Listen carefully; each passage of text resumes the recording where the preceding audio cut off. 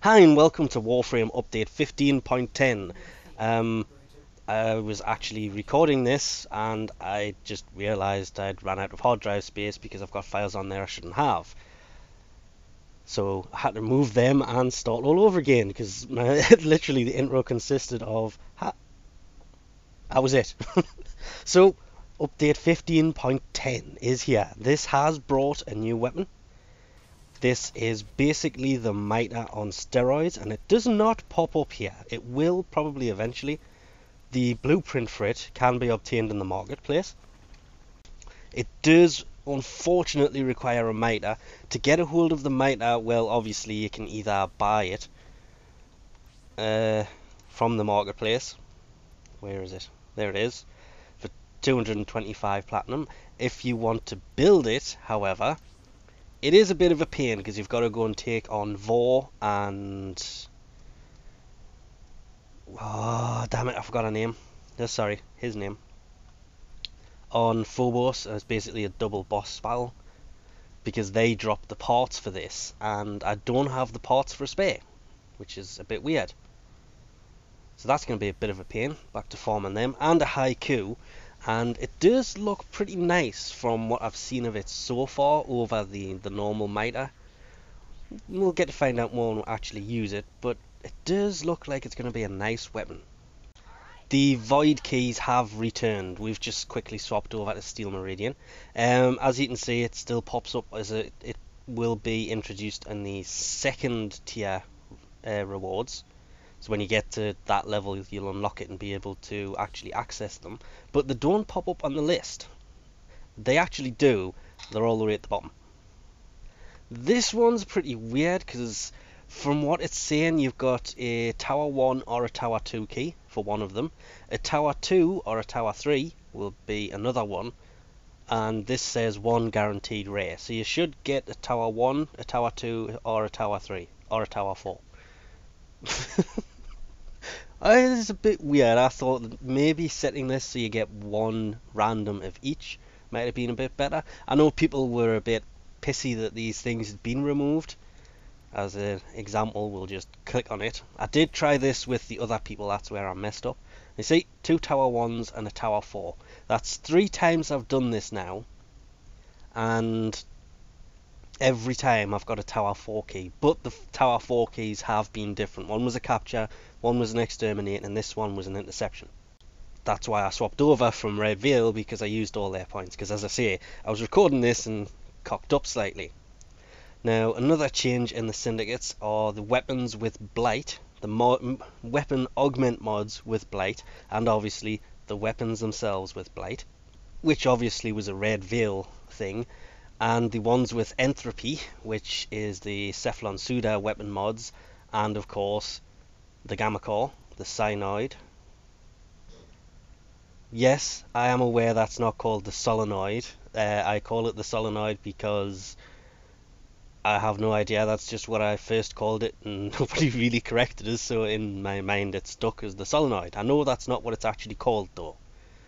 People did pull me on that after I did a video about it though. It wasn't done on purpose.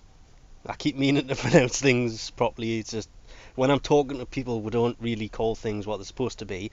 But these with Entropy and the ones with Blight from Red Veil will now not restore 25% of your max power. They will restore 25% of your base power. That is before mods. So most Warframes it's 150. I think Loki Prime and Nova Prime is 275-ish, so it'll restore 25% of that, not the max, because obviously Primed Flow coming out has increased the maximum power to close to 600 for them two, Loki Prime and Nova Prime. So you basically just hold one of the weapons that has one of these 6 mods or one of the 2 Syndicate weapons, it'll restore a lot of power. So that has been slightly nerfed to being just the base power, not the modded power. Limbo's Cataclysm has been made toggleable, however you want to pronounce that correctly. I know I'm keep adding a T, that's just, I'm not doing that on purpose, that's just, my tongue will not behave tonight. But that I can see the point of as well. I know a lot of people were asking for that to be able to be turned on and off. Ha! I got around not being able to pronounce the word correctly. Because there's sometimes mine was excavation missions. If I took him and I put that up, you couldn't get to the machine to give it power. Because as soon as you ran into it, you dropped everything. That kind of sucked. Seriously, why? When there's... Oh, god damn it. There is there is one syndicate who give away these shield restores, the large ones, and it just happens to be goddamn Cephalon Suda. They have the best room, the best weapon, at least out of the ones I've tried so far, and it looks like now they also have the best gear, because this is now one of the most sought after team drops. You put it in the gear, you drop it, and it restores shields. Because it's a large one, that will basically give you the new Overshields pretty nicely. What is Overshields, you ask? Well, the Overshields, as you can see in the top right here, we have our normal shields. If we drop some shield restores, and this is why I'm getting I wouldn't say annoyed that Cephalon Suda are getting every single decent thing they're adding into the game. But it's weird to have one syndicate basically dominate everything that is most useful. You can only get the large ones from one syndicate, and it's Cephalon Suda. Doesn't seem very fair. But then again, the mods are all separated anyway, so I'm not going to rage about that.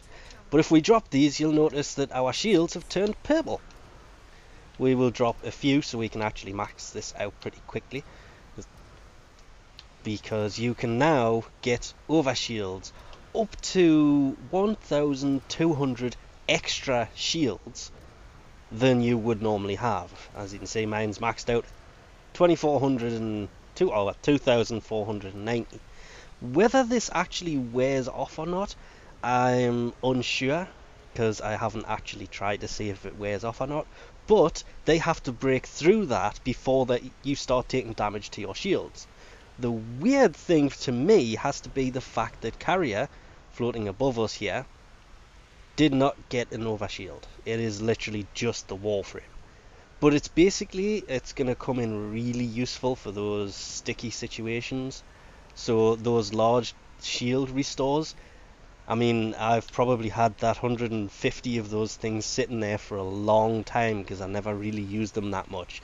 Now, I'm going to be using them like crazy because 2,500 shields, that is a lot of shields. And that is going to be great for hijack missions. Ability buffs will also basically show on the screen just under the sentinel or the pet in the top right for things like raw, which will give you the added weapon boost, damage boost, whatever you want to call it. But that will actually pop up for the team leader. I'm assuming it'll pop up for all teammates, and it'll have a little timer there to show you how long that will actually last. So it won't just have a timer for you if you cast it, it'll also have a timer for anybody who's affected by it. That could actually come in pretty handy, so you can keep an eye on things like that. Which also brings me to shield transference here. This, as you can see, they've added descriptions to all of these that better describe what they actually do. But this one, it created the Overshield for Mag. Well, it still will, but it's capped at the same as the Overshields. The way it's actually worded is a bit weird. From what it says, you'll still have the ball around you, so it still creates the Overshield, but it's still going to be capped the same as the rest of them at 1,200. That's 1,200 extra shields to what you have normally. So this will basically be a way of... Mag is going to become pretty useful with that. I may be buying that one later today.